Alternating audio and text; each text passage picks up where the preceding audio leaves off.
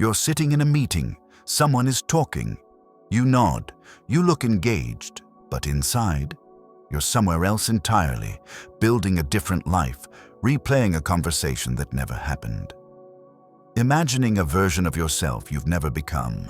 They call it spacing out, losing focus, wasting time. And maybe you've wondered, what's wrong with me? Why can't I just stay present like everyone else?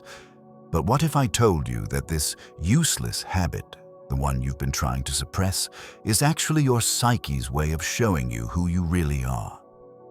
Carl Jung discovered that our daydreams aren't random mental noise. They're messages from the unconscious, revealing the parts of ourselves we've buried, the lives we're not living, and the person we're terrified to become. In this video, we'll explore the 5 hidden truths your daydreams are trying to tell you about your true personality. And by the end, you'll see that what you thought was distraction is actually your soul trying to guide you home. Have you ever noticed that you don't daydream about your actual life? You don't imagine doing exactly what you're already doing. There's a reason for that. Jung called it the unlived life, the shadow version of yourself that contains all the potential you've denied, all the paths you didn't take, all the desires you learned to call unrealistic. Your daydreams aren't escapes from reality. They're your psyche showing you what reality is missing. Jung wrote, "The privilege of a lifetime is to become who you truly are. But most of us spend our lives becoming who we think we should be. And the gap between those two? That's where your daydreams live. Maybe you daydream about quitting your job and traveling, or speaking on stage, or living alone in a cabin, or finally writing that book. And then you snap back to your desk and think, stop being childish. This is just fantasy. But what if those aren't childish fantasies? What if they're breadcrumbs? I once spoke with a woman who'd been a corporate lawyer for 15 years, successful by every external measure. But every single day during her commute, she would daydream about the same thing, teaching children's art classes. Not becoming a famous artist, not selling paintings, just teaching kids to play with color. She told herself it was ridiculous. I have student loans, a mortgage, responsibilities. But the daydream never stopped. It was always there, like a quiet knock on a door she refused to open. Finally, after a health crisis forced her to slow down, she started volunteering at a community center one Saturday a month. "The first time I handed a child a paintbrush," she said, "I felt more myself than I had in a decade." She wasn't supposed to quit everything and become an art teacher. But that daydream was revealing a suppressed part of her personality. The nurturing creative who'd been buried under should and practical. Think of your daydreams as an internal compass. When you're living aligned with your true nature, the compass is quiet. But when you've drifted too far from yourself, it starts pulling. Not to punish you, but to redirect you. Jung believed the psyche always seeks wholeness. When you deny a part of yourself, it doesn't disappear. It goes into the unconscious and starts sending you messages. Dreams at night, daydreams during the day. Both are the same language, the language of symbols, trying to show you what you've lost. Your daydreams aren't proof that you're ungrateful for your life. They're proof that your soul knows there's more to you than the role you're playing. So ask yourself, what do I daydream about when no one's watching? Not what sounds impressive, what actually appears again and again, like a song you can't get out of your head. That's not distraction, that's direction. But here's where it gets darker. Sometimes your daydreams aren't noble or beautiful. Sometimes you imagine telling someone exactly what you think of them, or walking out mid-meeting and never coming back, or doing something wild, reckless, totally out of character, and then you feel ashamed. What kind of person thinks like this? But Jung would say, a whole person, a real person, someone brave enough to acknowledge their shadow. The shadow isn't evil. It's everything you've been taught is unacceptable. The anger you learn to call mean. The ambition you learn to call selfish. The desire for freedom you learn to call irresponsible. If you daydream about confrontation, it doesn't mean you're aggressive. It might mean you've been swallowing your voice for years. If you daydream about starting over somewhere no one knows you, it doesn't mean you hate your life. It might mean you're exhausted from performing a version of yourself that isn't real. Jung said, "Everyone carries a shadow, and the less it is embodied in the individual's conscious life, the blacker and denser it is." In other words, the more you deny your shadow, the louder it becomes in your daydreams. A man I once worked with was known as the office peacemaker, always helpful, never confrontational. But he told me his daydreams were violent, not physically, but emotionally. He'd imagined telling his boss off, quitting dramatically, watching everything burn. He was terrified of these thoughts. "This isn't who I am," he insisted. But through therapy, he realized his daydreams weren't revealing a hidden monster. They were revealing suppressed boundaries. For years, he'd been swallowing every disrespect, every dismissal, every moment he should have said no. His shadow wasn't trying to destroy his life. It was trying to save it. Once he started setting small boundaries in real life, speaking up in meetings, saying no to unreasonable requests, his violent daydreams stopped, because the pressure valve had been released. When you integrate your shadow through conscious action, you don't need your daydreams to scream at you anymore. They've done their job. Imagine a pressure cooker with no release valve. The pressure builds and builds. That's what happens when you repress your shadow. Your daydreams become the steam escaping, wild and chaotic, because there's no other outlet. But when you give your shadow small, conscious expression, setting a boundary, speaking a truth, choosing yourself, the pressure equalizes. Your daydreams become calmer, more creative, less desperate. Jung discovered that what we resist persists. The parts of yourself you judge most harshly are the parts that will haunt your inner world most intensely. Your daydreams are showing you what needs to be integrated, not eliminated. So if your daydreams feel dark, rebellious, or not like you, don't push them away. Ask, what part of me have I been suffocating? What truth am I not allowed to speak? What desire am I not allowed to want? Your shadow isn't the enemy. It's the exiled part of you, knocking on the door, asking to come home. Have you ever noticed that some of your daydreams feature a version of you that's different, more confident, more mysterious, more bold, almost like watching a stranger who happens to have your face? Jung called this the anima in men and the animus in women, the contrasexual aspect of the psyche. But more broadly, it's the qualities you admire but don't yet embody, the parts of yourself that exist in potential, waiting to be lived. Maybe in your daydreams, you're articulate and commanding, when in real life you struggle to speak up. Or maybe you're wild and spontaneous, when in reality you're cautious and controlled. Or serene and wise, when you actually feel scattered and uncertain. That idealized version of you isn't fake. It's nascent. It's the person you're becoming, projected forward. Jung said, "Who looks outside dreams, who looks inside awakes." Your daydream version of yourself is dreaming. But when you start embodying those qualities in small, real ways, you awaken them. There was a woman in one of my groups who described herself as the quiet one, always listening, never taking up space. But in her daydreams, she was giving TED Talks, leading workshops, speaking to thousands. For years, she dismissed this. "That's not me. I could never do that."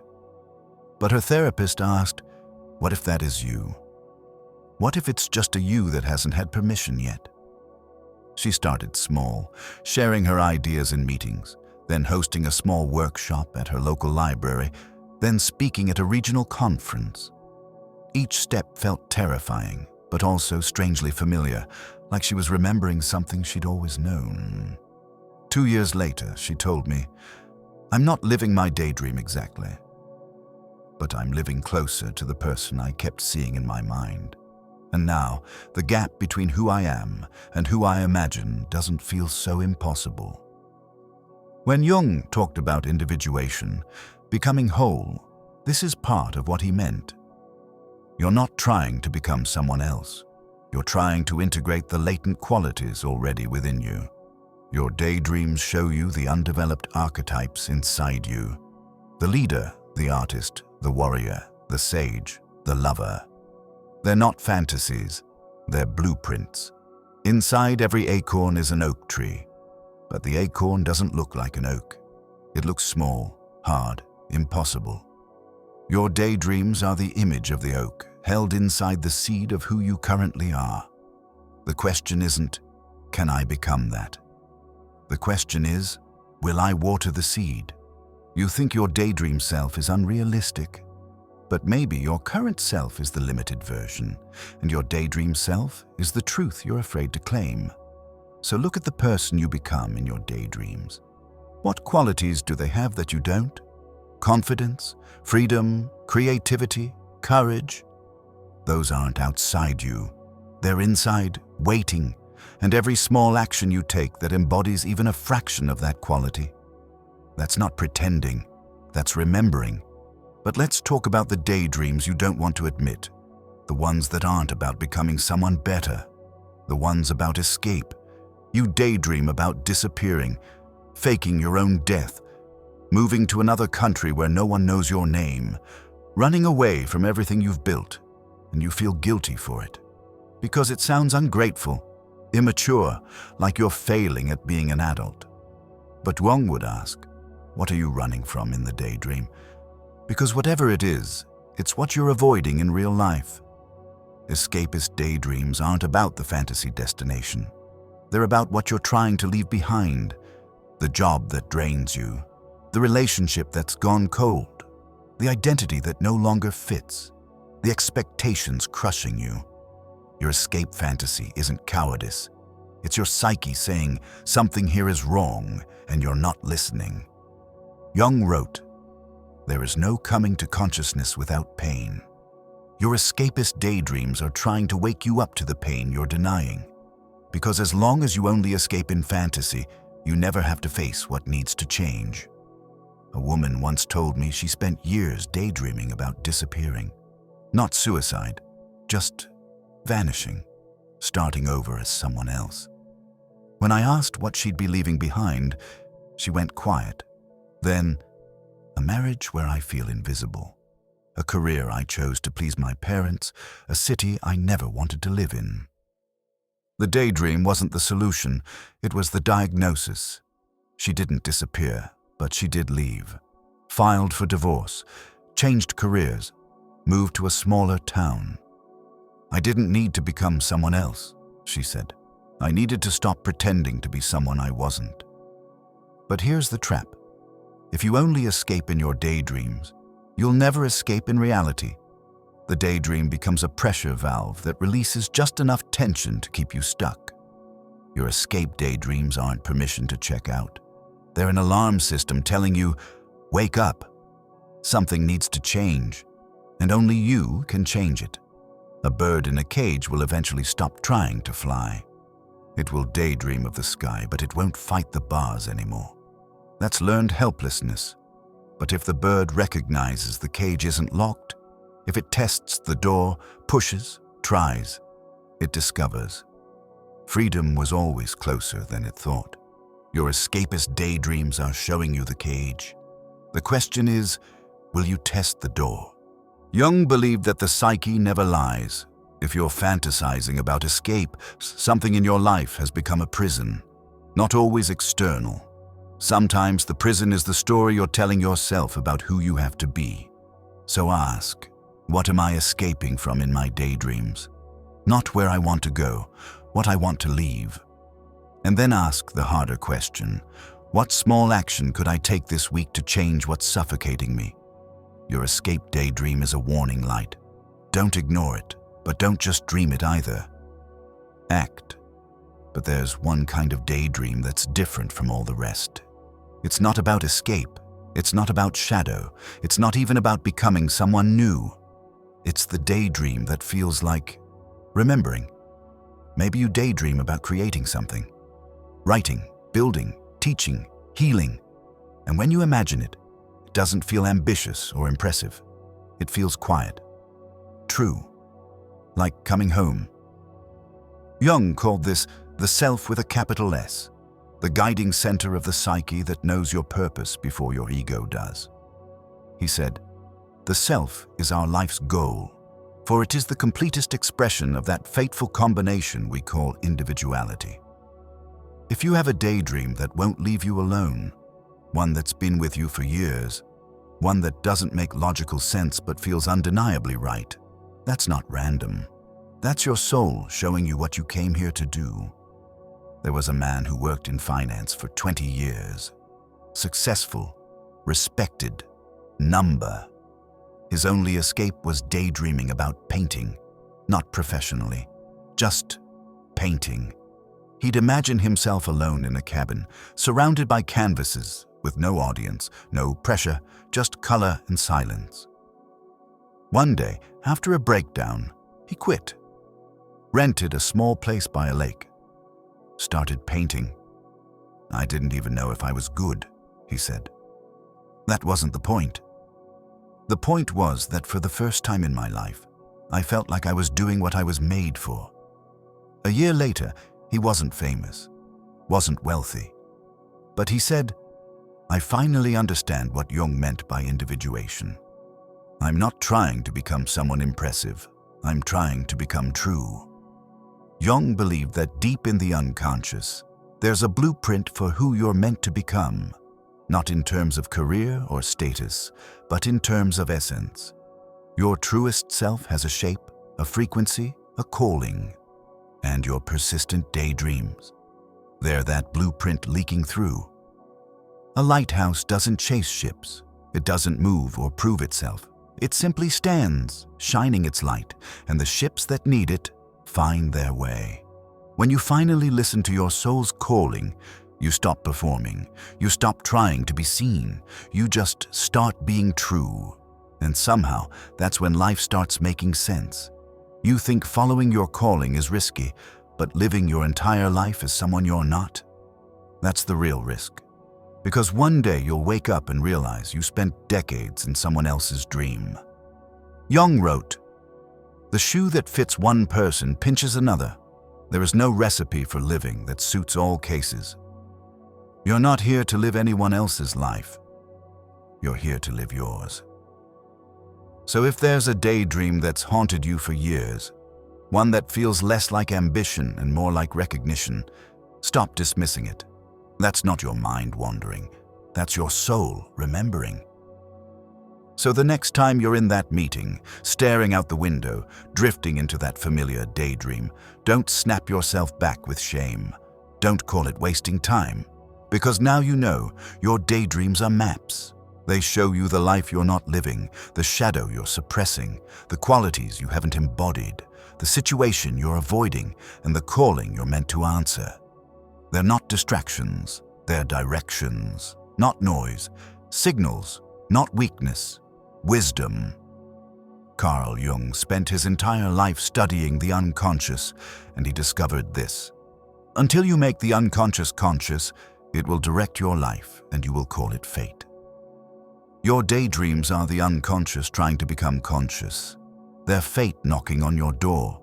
You don't need to decipher every daydream perfectly. You don't need to quit your life and chase every fantasy. But you do need to listen. Because every daydream is a conversation between who you are and who you're becoming. And maybe, just maybe, the useless habit you've been trying to fix is actually the most honest thing about you. So stop apologizing for your wandering mind. Start asking, where is it trying to take me? Because in the end, your daydreams aren't proof that you're distracted. They're proof that some part of you is still awake, still hoping, still believing there's more to your life than what you're currently living. And that part, that's the part worth following. Not into fantasy, into truth. If this changed the way you see your own mind, share this video. Because someone in your life is probably daydreaming right now, thinking they're wasting time, not knowing they're receiving guidance. And subscribe, because we're just beginning this journey into the unconscious, into the parts of yourself you've been taught to ignore. There's so much more to discover. If you felt that quiet pull, that persistent daydream that won't leave you alone, and you're finally ready to honor it, leave a comment below. Share what your daydreams have been trying to tell you. Maybe your story will be the signal someone else needs to finally start listening to their own soul. Because Jung taught us something profound. We're not meant to live identical lives. We're not meant to follow the same path. We're meant to become who we truly are, in all our strange, contradictory, beautiful complexity. Your daydreams know this. They've always known this. They're just waiting for you to trust them. So thank you for being here. Thank you for listening. And thank you for finally paying attention to the whispers from your unconscious that have been trying to show you the way home. The meeting can wait. Your soul has been patient long enough.